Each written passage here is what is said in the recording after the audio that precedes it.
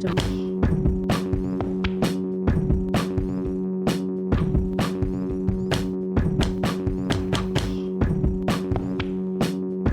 going to keep this short. Forgive the sound quality. I am currently having some CPU issues. Today on Pragmagick, I am so pleased and thrilled to announce the unearthed, previously thought lost live conversation recorded last February with Sacred Lattice founder and black math magician Cicely Rogers. It couldn't have come at a better time, and truly, like it was dispatched from the hands of God, it was laid right here for me to release. So without further ado, here is my wonderful conversation with Cicely Rogers.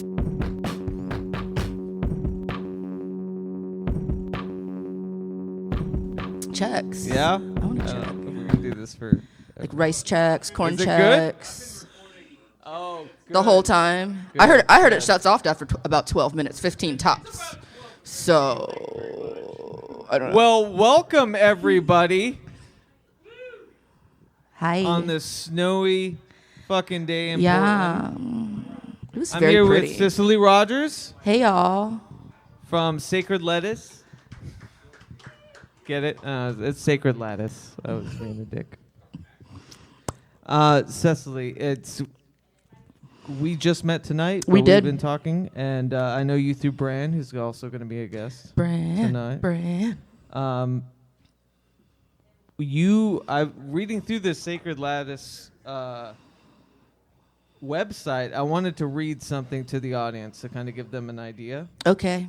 of what that is. Is it our opening page? It is. I think it says a lot. It makes Was me it really crafted? happy. It was crafted. This Sacred Lettuce it started with me trying to have a side hustle and turned into something different. 4 of us came together to put it together, and this story was written by one of the 4, but definitely created, synthesized.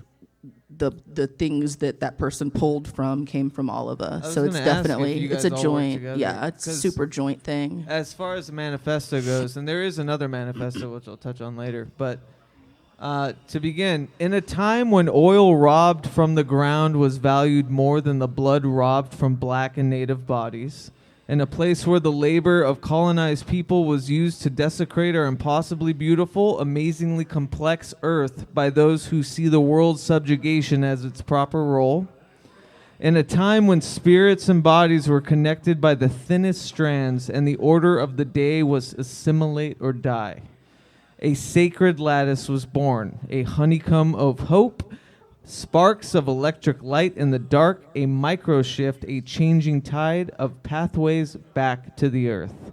And that's just the beginning of it. But I think it's beautiful because we're talking about now this organization that you, I feel like are the instigator of. It is. I like to get stuff done more than I like to be known for stuff, so I never talk about it as being my idea, but everybody else always does, and they're on me to try to be more honest about that. So yes, it was my brainchild, if you and this will. is and then we together, though. It couldn't have happened. Like an idea is not such a thing. It couldn't have happened without these other people. It takes a lot of voices. And it's amazing to me in this climate, whether it be political or otherwise, that how important it is for finding that minority metaphysical communion. So yes to metaphysical communion, and it certainly can feel like a minority thing at times, especially like as somebody who lives in the United States, like obviously just like founded under colonialism and all of its attendant accoutrements of evil. It can feel like a minority thing, and certainly when we came together, it seemed like it, but I think one of the things that becomes clearer and clearer is that, in fact, it's not minority. Like, the reality is, at some point, everybody was indigenous to somewhere. The reason why, you know what I'm saying? Indigeneity, and, like, sure, it's complicated. And maybe that's a common misnomer that it has to be a POC thing. So, I mean, it does. It is. I would say that in my opinion, at this point, indigeneity is generally synonymous with not whiteness. That's what it comes down to. Sure. Like the advent of whiteness and what whiteness demanded, what it took for people who were from indigenous, from European places to become white. Yeah. Was what colonialism and its attendant evils did. So what happened is that people who became white, they shed their indigeneity in order to do so. So does that make sense? So there's nothing specific about indigeneity or connection to land or connection to space and place and spirit. Nothing about that requires melanin. Sure. Right? But in as far as like where we currently are in this particular. I wanted to get Yes. because I think it's avidly important, especially in Portland these days. Absolutely. And so, how hard was that to kind of conjure or cull together a group of people that had these? Because you talk within Sacred Lattice, you do courses. Why don't we go back and talk about what just Sacred what it is Lattice a little bit. Yeah. So it's called Sacred Lattice Collective School. We envision it as a meeting place, a town hall. We want it to be a place where people take classes and learn how to make tinctures and learn about herbs. We want it to be a space and a kind of more like loose sense of possibility. Sure. So there are classes that we have in mind. I'm a teacher, so I was very interested in the curriculum. The kind of basic curriculum right now looks like what to me was useful as I began to build my magical practices. So that looks like elements. That looks like connection to spirit. That looks like a class on connection to your intuition. Potentially, definitely connection with the ancestors, maybe a tarot class, maybe an astrology class, that sort of thing. But so that's the curriculum of that piece. That's kind of how those classes go. We also offer, we have people who travel come and offer classes. Not last weekend, but 2 weekends ago, I guess, the weekend of the 4th, 5th, and 6th, we had 2 people come in. One, Blanca, did classes about plants and dreams. And someone else named Berenice did a class about limpias, which is a Mexican healing practice, I think is probably the easiest way to say it. So we have classes that we have offered. We have people come in to offer classes. We made a few zines, we table. We table and offer the zines and the sprays. We have a spray that we make called, we call it the Keep the Fuckery at Bay spray. We sell the spray and we sell our herb packets. And, Sure. So that's kind of where it's at now. It's also in flux, it's a collective and it's really slow going. I know how you feel.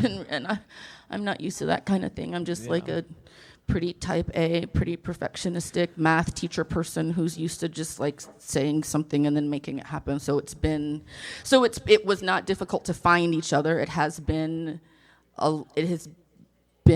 a practice in a lot of different ways to work with each other and to how do we make sure that this place does the things that we each as individuals need without making it so narrow that other people can't get their needs met. How do we, is it more important that it be what I thought it was when I thought it was going to be a side hustle, or is it more important that this place be a place for everybody? Did that come initially just from a side hustle? Did you think I was hoping, yeah. So where did that come from? Where did you get to a point where you said that like I can't bestow this on people monetarily? Basically, that's a really good question. I came to that place because I have stage 4, also known as metastatic breast cancer, and have for quite some time. I was a middle school math teacher. I'm no longer able to teach. I'm on Social Security disability, which is great that I have that. And, a bitch likes high-end face products. So I needed a side hustle. And I have a dog, Word, yeah. I like to eat food sometimes. It's funny because like my question when I meet other like intuitive healers and teachers in any kind of metaphysical realm, my question is like where were you when you got to the point where you thought hey, I could bestow this and get some money back. And fucking yours desperate. is the most necessity. Yeah, my shit was desperate, and it was very difficult. When I first got into magic, I felt very strongly about. I did not feel strongly about other people charging or not charging necessarily. I try to worry about myself as much. I mean, I'm a judgmental bitch, but not value judgment, not like good or bad, Right, so I try to worry about myself. But for myself, I had always felt very strong.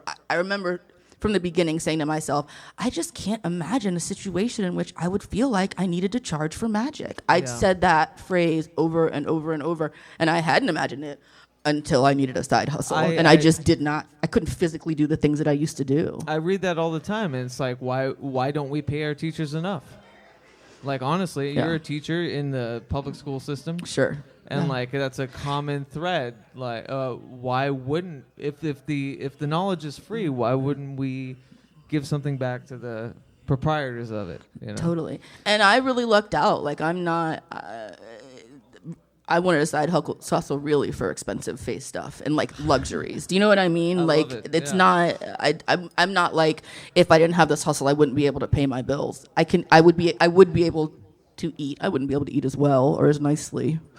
Right. But it wouldn't, whatever, like, turns out not eating New Seasons, it doesn't fucking kill you. Like, grocery outlets just fine. You know what I'm saying? For some perspective. And still, it was so bad that I had went from, like, I cannot imagine what it would be to what it would be. So that, for me, that always puts me in mind of, like, what about people who do not have, social security, who do not have a wide and deep support system of people who have money. Well, you know what I'm saying? So like that, there's certainly yes with that, but as far as paying teachers enough, but it is, I don't know. There's a lot to talk about with what it is to charge people it brings me back magic. To the modern idea of a kind of guruless person finding a guru who should be completely devoid of all, monetary or, whatever like wants. Pure, right, no desire. Floats around and is just fine. But I feel eating like air. It's more entwined to understand, like,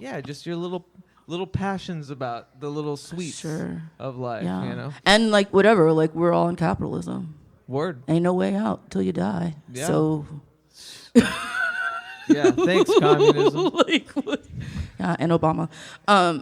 So it's, but that is it. So it started as a side hustle, and then it turned into this other thing, and there's all these people involved, and the pieces that I was the most passionate about was like entirely the classes piece. But when we started, kind of nobody cared about the first classes that we did. I did an ancestor class that I felt sure that people were going to be stoked on because that's what people had said they were stoked on. Yeah.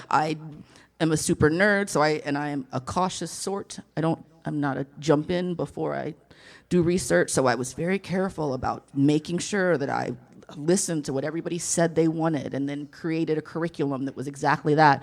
And then nobody wanted that thing, so then it became like, for myself, I was like, oh fuck, what am I doing? Like, I've ruined this. But luckily, there were other people who were like, it's cool, we'll just try something different. You give me so much to unpack, because like my big question as far as like creating a curriculum or a syllabus, right? You got to shape it to the consumer, because like you said, we're in a capitalist society. Mm-hmm. So what are the common threads of a consumer that's into metaphysics? Right. Totally. Like, what are they looking for? What are they okay to do? Totally. And then too, you think about like different, I think something that made it easier for me to do that piece, because even though no one has come to the classes, I think that is more, I don't think that's the other people in the collective assure me that it's not about the classes not being interesting or people not being interested. There are other factors that make it so that people aren't showing up. So we're working on those. But with extraneous factors, always with coming up with what the curriculum was going to be, something that made it possible to feel like I did okay with that was, a piece of it was the fact that this came from people who, for various reasons, felt either actively cut off, or that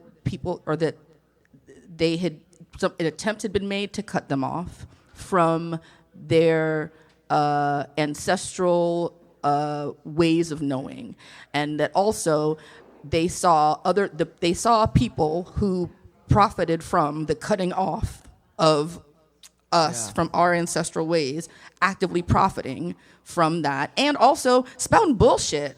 You know what I'm saying? Like white people, like, oh, come to this tent. We're gonna do a hot house, and people, or what's it called, a sweat lodge, and people fucking dying. Like that's the kind of shit that made us be like, what? We can do something. There's that famous quote unquote guru that was in like The Secret and all that shit. That happened. Yes, like and it killed people. And it's pretty common. And if there's all kinds of reasons, of course, right? Like things are fucked and it's pretty sick out there, and so people are like really open and like wanting something that makes sense, that feels real, that to kind of balance the fucked upness, right? And so right. That like, plays out. When does it come into play? Like maybe not taking advantage. That's not the right term. But like when you're thinking of it in capitalist terms, which I have a hard time with, when thinking about something that's so deep and philosophical, and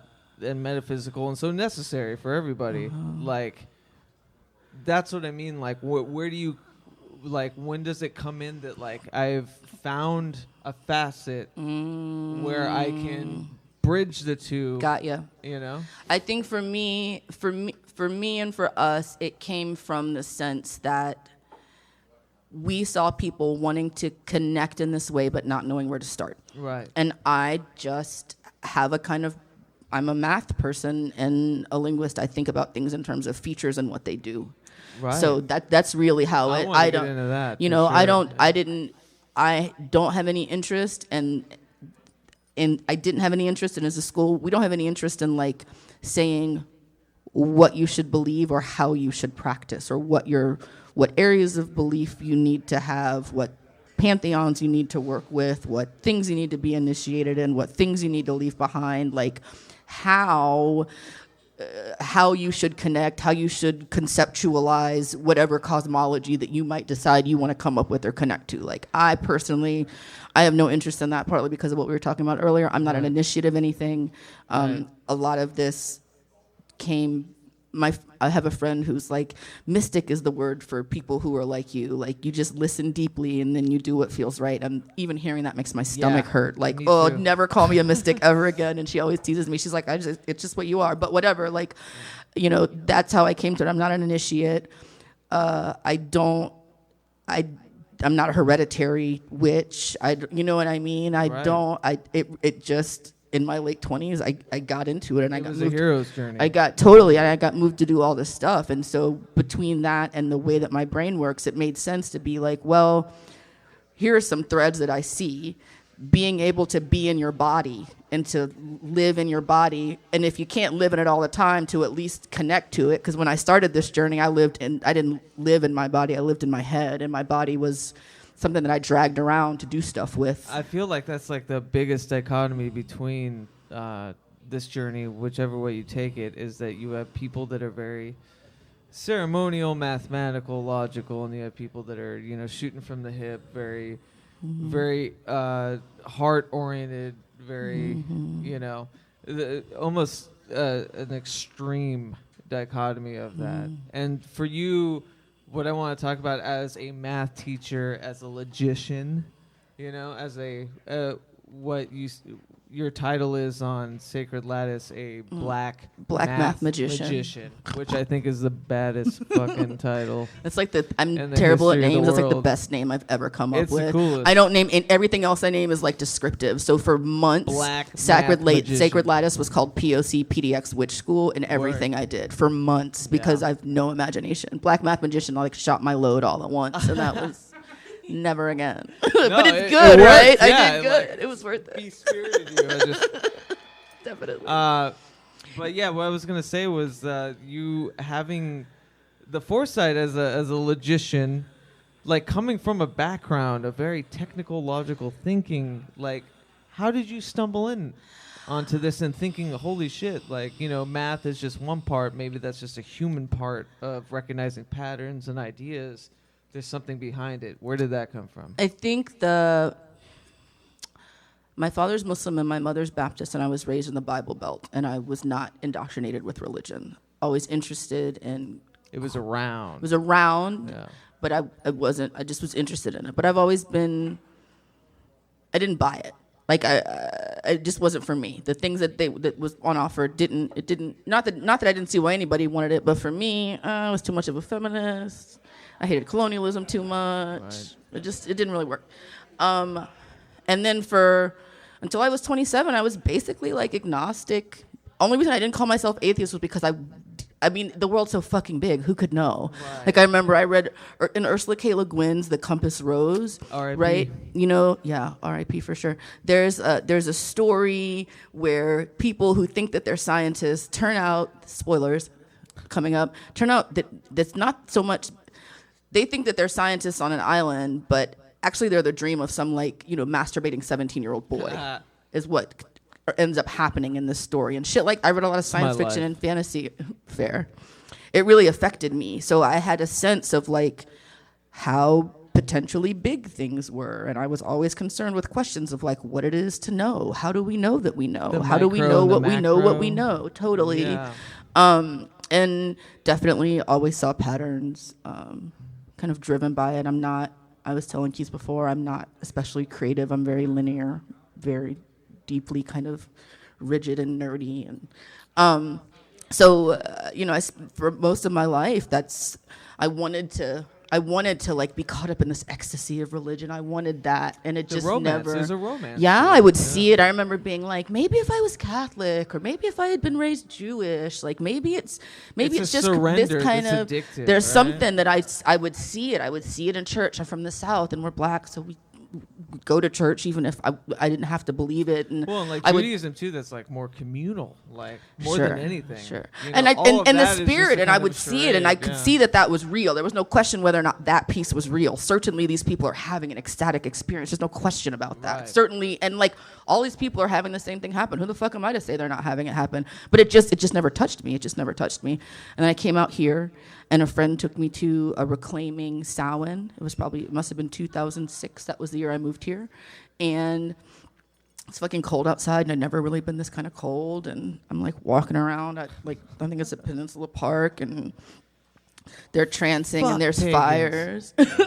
There's trancing, and there's fires, and it's like Witches the musical. Everyone's in there like glitter, and like it's super fun. I love Samhain, my fave. And I all of a sudden like found myself. Right, and I had lived in my head, right? I can't say that enough. I had always just lived in my head. I'd always just lived in my head, and all of a sudden I'm at this ritual, and I'm like having some other kind of experience. And I'm like, is this happening? Is this really happening? Because it feels like something is happening, but maybe. And so, right, so I'm going through all that, and is it real, and is it not real, and how could I even gauge in this moment? And when I stop thinking and trying to gauge, like, I certainly feel different. I'm feeling a feeling I've never felt before. I'm 27, I've never felt this feeling, and I searched out other feelings to feel, right? And so, all this thing happened. It's like I'm in a trance, and it's like, oh shit, I'm trancing, and it just was so interesting and so different, and I was so curious. And then I ended up like making a vow. I'm that bitch who's always like making a solemn vow and then having to like follow that vow through. You're coming to it as with a scientific mind. Sure. You're like, I'm gonna experiment with this, expecting results. And you do have this. I'm gonna. It's I'm true. Bail. And definitely there's a certain amount of giving yourself over to the experiment if you're gonna actually see it through. Right. You got to make sure if you're checking to see how the ball is gonna fall, you got to drop the ball in the same way every time 100,000 times, right? Like, yeah, I know this is probably a loaded question, but like, how do you correlate? I often think of magic when I talk to a layman about it, or not a layman, even just I'm a healthy skeptic still myself. Sure. Because, I know you do, you look for results, and results work. This is why I do this. Mm-hmm. But a lot of times I often bring it back down to psychology tactics or psychological machinations that make it, me talking to my subconscious. And I would think that someone with a logical background would kind of correlate it to some like wonder about science. That. Yeah. I don't know if I ever did. Like, it was so... You kept it separated. I don't know if I kept it separate. For all that I never lived in my body, I've always trusted myself. And I just started to have these different experiences. Things just were different. I was doing the same things that I had... Everything else was the same. The only thing that had changed was this one variable. And this changed variable changed everything else. Does that make sense? And the variable was... I went to this ritual, and all of a sudden, I had a feeling that I hadn't had before. Yeah. I had an experience. And does that make sense? Absolutely. So, like, the fact that was enough for me. I didn't need to. At the time, my ex, a lovely man, he was an he was and is an atheist. We met under this, we had these shared values around this thing. And then I get magic, and he was kind of taken aback, but like, maybe it was going to be okay, but very quickly it went from kind of like, I talk about it in terms of going from spirituality to religion, and when I say that, I just mean that it became central to my life. Does that make sense? It's amorphous to a system. Yeah, it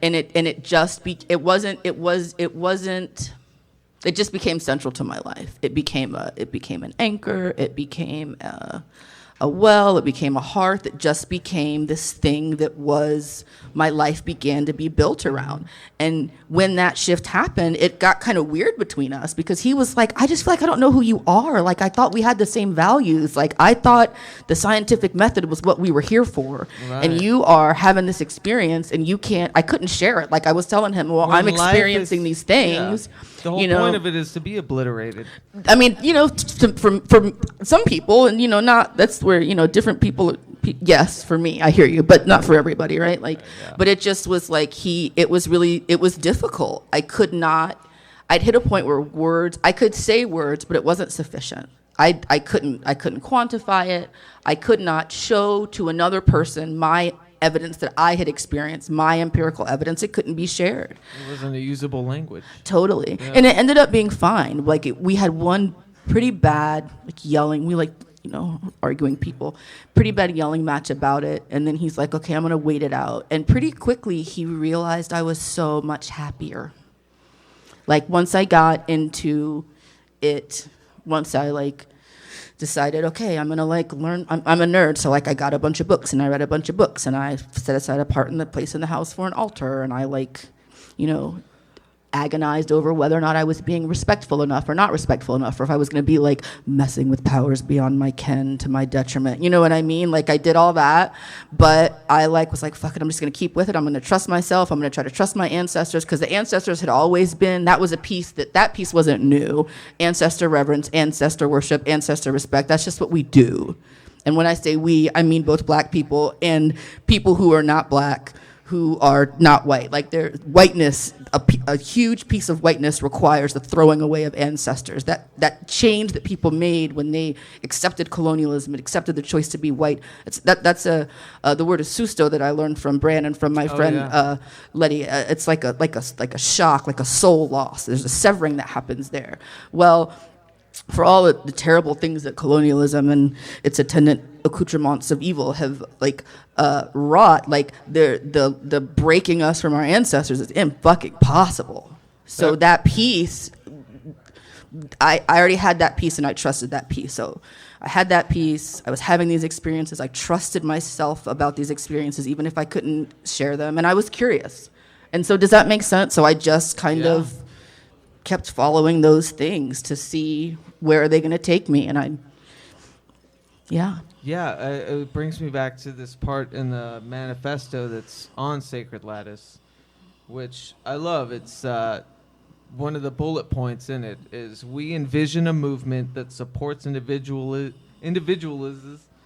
Just joking. We envision a movement that supports individuals' decolonization process of mind, body, heart, and spirit. The decolonization process of mind, body, heart, and spirit. And I know that obviously from an amorphous standpoint, because, I don't have the ancestral, connection to that. But I do get it as far as a psychological rebellion. Does that make Sure, sense? sure. Like a rebellion or a denial, right? Like Right, you're yeah. gonna fuck you. I am I not- deny. I I'm deny not the that- patterns that were imparted totally on me. Sure, sure. know. And I don't have to live by them. I don't have to Right. structure my life that way. I don't have to reify them. I don't have to give them power. And sure, all that. Yeah. Absolutely, absolutely. And I love that. But like, there's something to be said about, with this art collective or whatever that we're doing and stuff. There was no clear focal, like, I want to say humanitarian, but that's probably not the right word. It wasn't that it was too amorphous about the confluence between art and magic, right? Mm-hmm. But you guys have such a direct, like, perfect main line, to what is honestly necessary. I think the in precision. these torrid times, It's true. Also, Torrid's a great store. I think the precision is real. I think that comes from we had all in our. So for some perspective about the 4 people who started it, we're all queer. One of us has of Jamaican descent. That's not me. One of us is Persian and Cuban. One of us is Mexican, and one of us is Mexican, but has super strong roots to their indigenous culture and language, and like grew up their whole life involved in that. And then I am what I think of as just Black American. So we all come from very different spaces. We come from completely different parts of the country. Like all of us are from different places, and we all do different things. Pretty much everybody but me is a like plant outside person. Right. A couple animal people. I'm the only one who's kind of like super. Yeah, let's talk about the nerdy, different but courses. I will. Let me finish this though. But despite the fact that we came from all these places, the thing that we had in common was that experience that I said, this reaching, this longing, this wanting, this feeling our ancestors pushing us and asking things from us and feeling like we didn't know where to turn and we had to figure it out on our own, while at the same time watching the ways that, because colonialism, right, like the material support of white supremacy, like how that plays out, watching our stuff be stolen and kept from us and bastardized and sold and stolen and kept from us and bastardized and stole. And then people are like, it's just really sad you don't know more about your culture. Like, I feel like if I was blah, blah, blah, just the number of things that people, and not people who are like trying to be ugly. Right. For some people that matters. I don't really care about intentions, but intentions matter to some people. Like people, just straight up ignorance that still does damage. Like it just was very clear what needed to happen. That's, what I mean? It wasn't, there's a way that this is, this for people was about what am I trying to say? Like, this was necessary. This is medicine to us. Does that make sense? Like medicine for like we're like feel like we're bleeding out, so we're trying to like both staunch the bleeding and like figure out we're trying to just do it all. And I think that is definitely what helped with the precision. That and the ancestors, as always. It just makes telling sense us what as to much do. as it can. Totally. Totally. Okay, go ahead. No, I was going to ask you, so you were talking about the different aspects with Sacred Lattice and what do you guys teach. What did you come together and realize were the pillars of metaphysics? I know tarot is obviously one of them. I'll be honest, that was the curriculum and stuff was definitely more me. Like I had already, before I had decided to, when it was still just the logician? And just I love writing lesson plans. I like teaching middle school math. No one gives a fuck about that. But it's interesting if you can make it interesting. And so I really like that piece. You've got of it. the That's hardest like the job puzzle. in the world. You know that. Oh God, the best. Middle school I math. love them Are you so kidding me? much. Oh God, it's so cool. It's so cool. Anyways, it's like a whole other thing. But so I had already come to it pretty clear about what I felt like was important. And so, but that's that piece. I think I started talking about it earlier. And then it just, the ancestor piece, obviously non-negotiable. The being in the body piece. Well, the elements can be a way to connect to the body.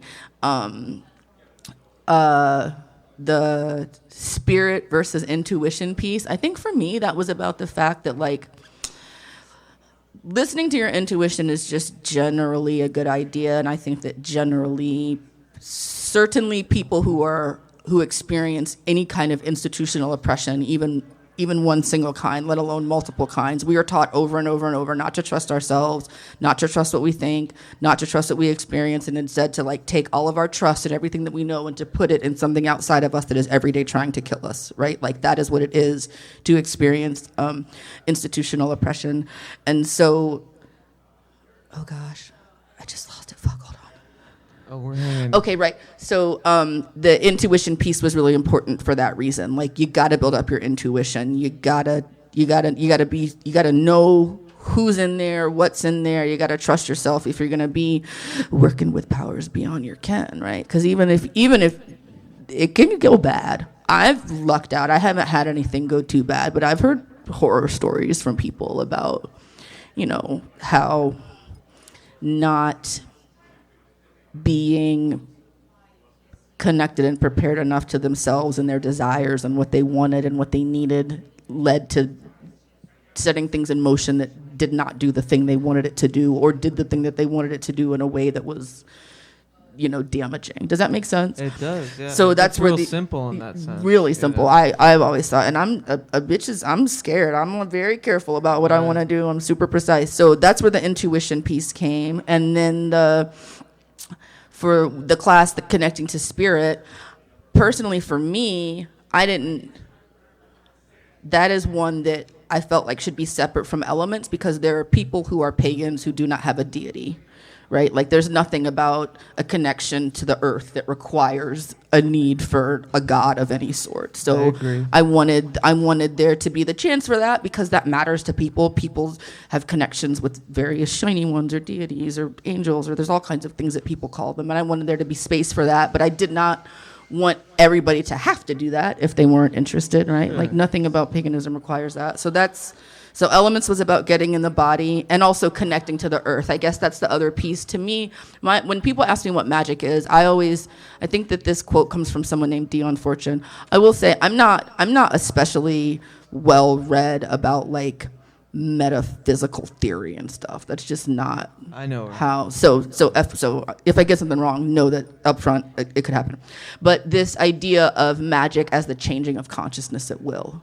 Yes. And that's when I tell people what magic is, that's how I think of it first, right? Like it's a changing of consciousness at will. That to me is what magic is. I personally identify as a witch. When people ask me, well, what does that mean to you to be a witch? To me, that means, number one, right? Like I hate patriarchy and I want to scare people who love it first.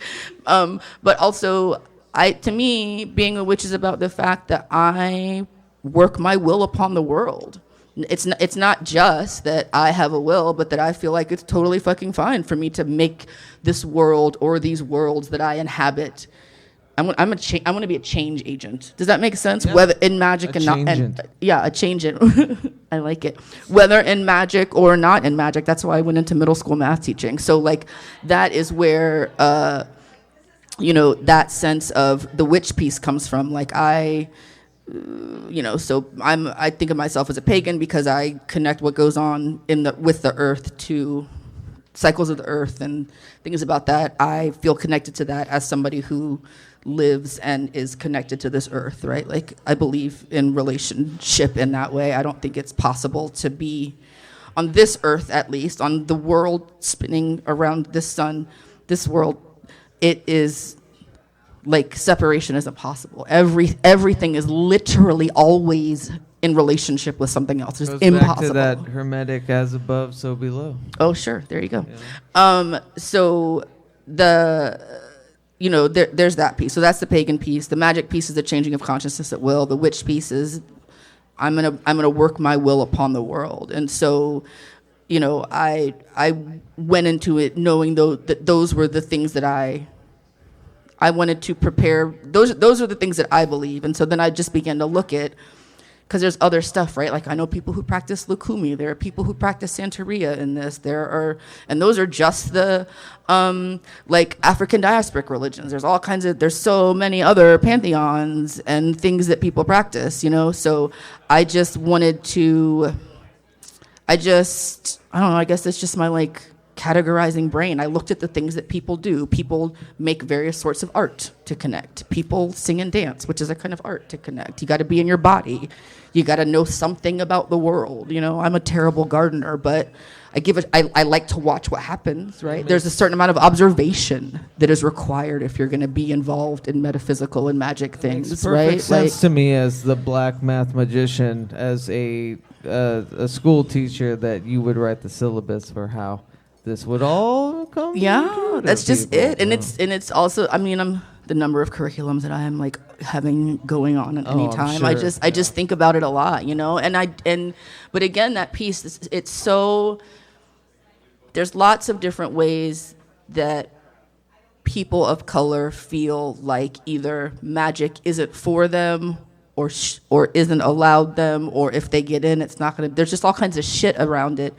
And it also feels so big, right? Like if someone's like, even if someone were to be like, I want to be a witch or I want to do magic, like, do I need to buy a whole bunch of stones? Do I need to learn how to grow plants? Like, what are the things, you know? So a critical thinking book. That's what I recommend to people. Yeah. Well, it's key, right? Yeah. But it's the connection pieces and the connection the connection to yourself, the connection to the earth, and also with for me, with the witch piece, like the working the will upon the world, it matters. Like this earth is beautiful.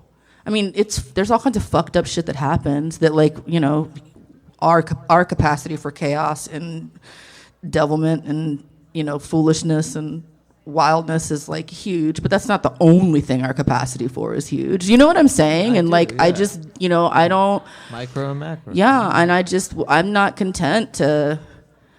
Oh, that's how you know. Like, I've never been a things work out for the best kind of person. Maybe they do, but maybe they don't. Like, maybe they need a fucking nudge. You have no idea how refreshing that is to hear.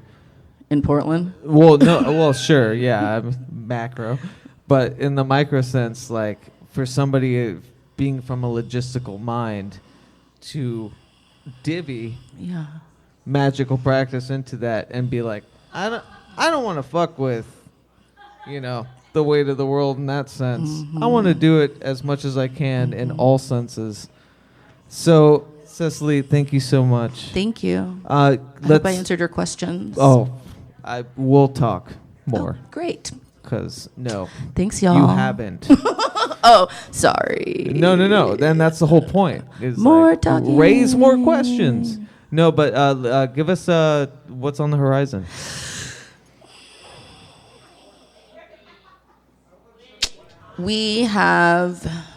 We're doing a ritual soon, Sacred Lattices, but it's only for people who are eligible to join Sacred Lattice. So if you know people who meet that criteria, which you can find at Sacred Lattice, feel free to let us know. We're doing a Welcome Back to Spring ritual. And I think that's about it. We've got some like end of winter things happening. They haven't shown themselves all the way yet. You know what I mean? Welcome to February. Mm-hmm. Fake out February. Thanks so much for having me, Keats and Weeda Hallowed and Wayposts. Everyone, Cicely Rogers.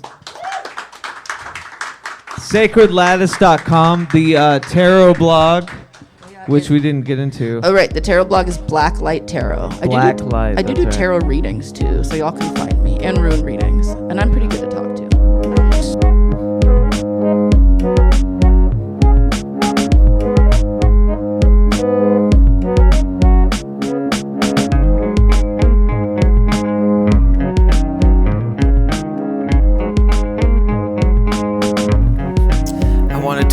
Forgive the sound quality again.